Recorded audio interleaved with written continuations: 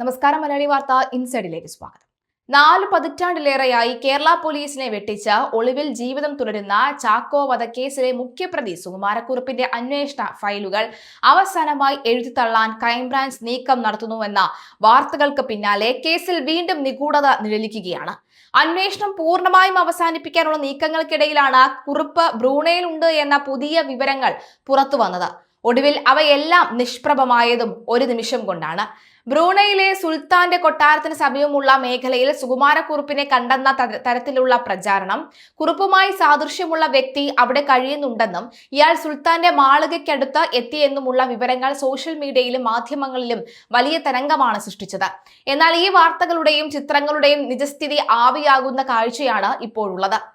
ബ്രൂണയിൽ നിന്ന് പുറത്തുവന്ന ചിത്രങ്ങളും വിവരങ്ങളും ശാസ്ത്രീയമായി പരിശോധിച്ച വിദഗ്ധർ ഈ ചിത്രങ്ങൾ AI, അതായത് ആർട്ടിഫിഷ്യൽ ഇന്റലിജൻസ് സാങ്കേതിക വിദ്യ ഉപയോഗിച്ച് നിർമ്മിച്ചതാണെന്ന സംശയത്തിലാണ് എത്തിച്ചേർന്നിരിക്കുന്നത്.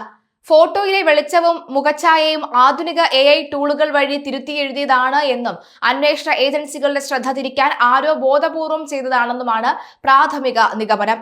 ബ്രൂണയിലെ ഹോട്ടലിൽ സുകുമാരക്കുറുപ്പ് നിരന്തരമായി വരാറുണ്ടെന്ന മുൻ അന്വേഷണ ഉദ്യോഗസ്ഥൻ അലി അക്ബർ നടത്തിയ വെളിപ്പെടുത്തലിന്റെ അടിസ്ഥാനത്തിലാണ് പോലീസ് വിവരങ്ങൾ വീണ്ടും പരിശോധിച്ചത്. എന്നാൽ ബ്രൂണയിൽ നടത്തിയ അന്വേഷണത്തിൽ കുറുപ്പിന്റെ സാന്നിധ്യം കണ്ടെത്താൻ കഴിഞ്ഞില്ല. ഹോട്ടലിൽ കണ്ട വ്യക്തി മലേഷ്യയിൽ നിന്നുള്ള മറ്റൊരു പൗരനാണ് എന്ന് തെളിഞ്ഞതോടുകൂടി ബ്രൂണെ കേന്ദ്രീകരിച്ചുള്ള അന്വേഷണം വഴിമുട്ടി.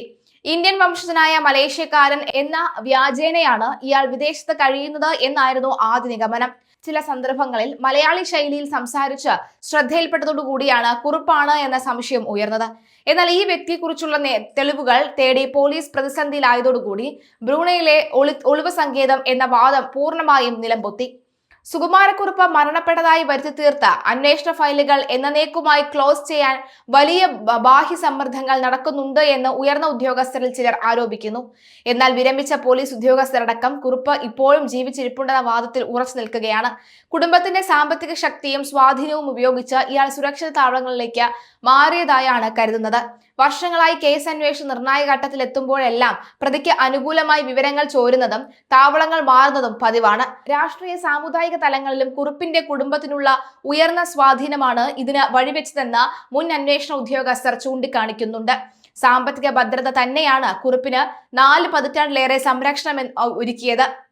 ബ്രൂണയിലെ ചിത്രങ്ങളുടെ സത്യാവസ്ഥ കണ്ടെത്താനും കുറുപ്പ് ഇപ്പോഴും ജീവിച്ചിരിപ്പുണ്ടോ എന്ന കാര്യത്തിൽ അന്തിമ സ്ഥിരീകരണത്തിലെത്താനും ഇനി ഇന്റർപോളിന്റെ ഉദ്യോഗസ്ഥ പ്രതികരണം അത്യന്താപേക്ഷിതമാണ്. രാജ്യത്തെ അന്വേഷണ ഏജൻസിയും സഹായത്തോടെ മാത്രം സ്ഥിരീകരിക്കേണ്ട വിഷയമായതിനാൽ ക്രൈംബ്രാഞ്ച് നിലവിൽ ഇന്റർപോളിന്റെ മറുപടിക്കായി കാത്തിരിക്കുകയാണ്. അത്യാധുനിക AI സാങ്കേതിക വിദ്യകൾ ഉപയോഗിച്ച് വ്യാജ ചിത്രങ്ങൾ നിർമ്മിച്ച് അന്വേഷണം വഴിതെറ്റിക്കാൻ ശ്രമിച്ചതിന് പിന്നിൽ ആരാണെന്നതിനെ കുറിച്ചും പോലീസ് പരിശോധന തുടങ്ങിയിട്ടുണ്ട്. കേസ് എഴുതള്ളാനുള്ള നീക്കം സജീവമായ ഘട്ടത്തിൽ തന്നെ ഇത്തരം വ്യാജ വാർത്തകൾ പ്രചരിച്ചതിന് പിന്നിൽ കൃത്യമായ ആസൂത്രണമുണ്ടെന്ന് സംശയിക്കപ്പെടുന്നുണ്ട്. 4 പതിറ്റാണ്ട് പിന്നിട്ടിട്ടും ചാക്കോ വധക്കേസിലെ മുഖ്യപ്രതിയെ കണ്ടെത്താനാകാത്ത കേസ് കേരള പോലീസിന് എന്നും നിഴലിക്കുന്ന വലിയൊരു കടങ്കഥയാണ്. ഫയലുകൾ ക്ലോസ് ചെയ്യാനുള്ള നീക്കങ്ങൾക്കിടയിലും വ്യാജ ചിത്രങ്ങളുടെയും വഴുത്തിപ്പോക്കുന്ന തെളിവുകളുടെയും മറവിൽ സുകുമാരക്കുറുപ്പ് വീണ്ടും എവിടെയോ അപ്രത്യക്ഷനായി ഒളിവ് ജീവിതം തുടരുകയാണെന്നാണ് കരുതപ്പെടുന്നത്. കേരളത്തെ നടുക്കിയ ചാക്കോ വധക്കേസിലെ പ്രതി സുകുമാരക്കുറുപ്പുമായി ബന്ധപ്പെട്ട പുതിയ വെളിപ്പെടുത്തലുകളുടെ പശ്ചാത്തലത്തിൽ പ്രതികരണവുമായി കൊല്ലപ്പെട്ട ചാക്കോയുടെ മകൻ ജിതിൻ രംഗത്തെത്തിയിരുന്നു. സുകുമാരക്കുറുപ്പ് എന്ന കൊലപാതകയെ എത്രയും വേഗം കണ്ടെത്തി നിയമത്തിന് മുന്നിൽ കൊണ്ടുവരണമെന്ന് ജിതിൻ ആവശ്യപ്പെട്ടു. പോലീസിന്റെ സഹായം കൂടി ലഭിക്കാതെ സുകുമാരക്കുറുപ്പിന് ഇത്രയും കാലം ഒളിവിൽ കഴിയാൻ സാധിക്കില്ലെന്നും ജിതിൻ മാധ്യമങ്ങളോട് പ്രതികരിച്ചു. സുകുമാരക്കുറുപ്പ് ജീവനോടെ ഉണ്ടെന്ന പുതിയ അഭ്യൂഹങ്ങൾ പുറത്തുവന്നതോടുകൂടിയാണ് കേസ് വീണ്ടും സജീവ ചർച്ചയാകുന്നത്. പതിറ്റാണ്ടുകളായി തെക്കുകിഴക്കൻ ഏഷ്യൻ രാജ്യമായ ബ്രൂണയിൽ കുറുപ്പ് ഒളിവിൽ കഴിയുന്നുവെന്ന അവകാശവാദവുമായി കേസിലെ മുൻ അന്വേഷണ സംഘ അംഗം അലി അക്ബറാണ് രംഗത്ത് വന്നത്. കുറുപ്പിന്റേതെന്ന് അവകാശപ്പെടുന്ന ഒരു ചിത്രവും അദ്ദേഹം പുറത്തുവിട്ടിട്ടുണ്ട്. 2023 എടുത്ത ഫോട്ടോയാണിതെന്നാണ് അലി അക്ബർ വ്യക്തമാക്കുന്നത്. ബ്രൂണയിൽ സുകുമാരക്കുറുപ്പ് സ്വതന്ത്രനായി ജീവിക്കുന്നതിന്റെ വിശ്വസനീയമായ വിവരങ്ങൾ തനിക്ക് ലഭിച്ചിട്ടുണ്ടെന്നാണ് അന്വേഷണ ഉദ്യോഗസ്ഥന്റെ അവകാശവാദം. ഇയാൾ കാറിൽ വന്നിറങ്ങുന്നതും ഹോട്ടലിൽ പോകുന്നതും വീട്ടിൽ താമസിക്കുന്നത് അടക്കമുള്ള വിവരങ്ങൾ തനിക്ക് ലഭിച്ചിട്ടുണ്ട്. ഈ വിവരങ്ങളെല്ലാം കൃത്യമായ അന്വേഷണ ഏജൻസികൾക്ക് കൈമാറിയിട്ടുണ്ടെന്നും അദ്ദേഹം പറഞ്ഞു. ക്രിസ്ത്യൻ ഹിന്ദു പേരുകൾ സമന്വയിപ്പിച്ച് ഇന്ത്യൻ വംശജനായ മലേഷ്യൻ പൗരൻ എന്ന വ്യാജ വിലാസത്തിലാണ് കുറുപ്പ് ബ്രൂണയിൽ കഴിയുന്നതെന്നാണ് ലഭിക്കുന്ന വിവരം. കുറുപ്പിനെ പിടികൂടിയതിൽ പോലീസിന് ഗുരുതരമായ ജാഗ്രത കുറവുണ്ടെന്ന് അലി അക്ബർ ആരോപിച്ചു. സുകുമാരക്കുറുപ്പ് വളരെ തന്ത്രജ്ഞനായ കുറ്റവാളിയാണെന്നും കുറ്റകൃത്യം ചെയ്യുമ്പോൾ തന്നെ കുറുപ്പിന് 3 പാസ്പോർട്ടുകൾ ഉണ്ടായിരുന്നുവെന്നും അദ്ദേഹം വെളിപ്പെടുത്തി. അയാൾ ബ്രൂണയിൽ താമസിക്കുന്നത് തന്നെ ഇന്ത്യൻ വംശജനായ മലേഷ്യൻ പൗരൻ എന്ന വ്യാജ പേരിലാണ്. ലോകത്തെ എവിടെ പോയി ഏത് തരത്തിൽ ജീവിക്കണമെന്ന് സുകുമാരക്കുറുപ്പിനെ ആരും പഠിപ്പിച്ചു കൊടുക്കേണ്ടതില്ല. സുകുമാരക്കുറുപ്പിനെ കണ്ടെത്തുന്നതിന് വേണ്ടി വേണ്ടത്ര ജാഗ്രതയോടെയുള്ള നീക്കം കേരള പോലീസ് നടത്തിയിട്ടില്ല എന്നാണ് താൻ മുൻപും വെളിപ്പെടുത്തിയത്. ആ നിലപാടിൽ താൻ ഇപ്പോഴും ഉറച്ചു നിൽക്കുന്നുവെന്നും താൻ പുറത്തുവിട്ട വിവരങ്ങളുടെ അടിസ്ഥാനത്തിലാണ് ഇപ്പോൾ പരിശോധന നടത്തുന്നതെന്നും അദ്ദേഹം പറഞ്ഞു. കുറുപ്പിന്റെ ജനന തീയതി തെളിയിക്കുന്ന രേഖകൾ ഇന്നും തന്റെ കൈവശമുണ്ടെന്നും അദ്ദേഹം വ്യക്തമാക്കി.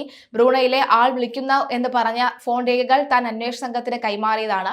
സുകുമാരക്കുറുപ്പിന്റെ വീട്ടിൽ മറ്റാരും ബ്രൂണയിലില്ല.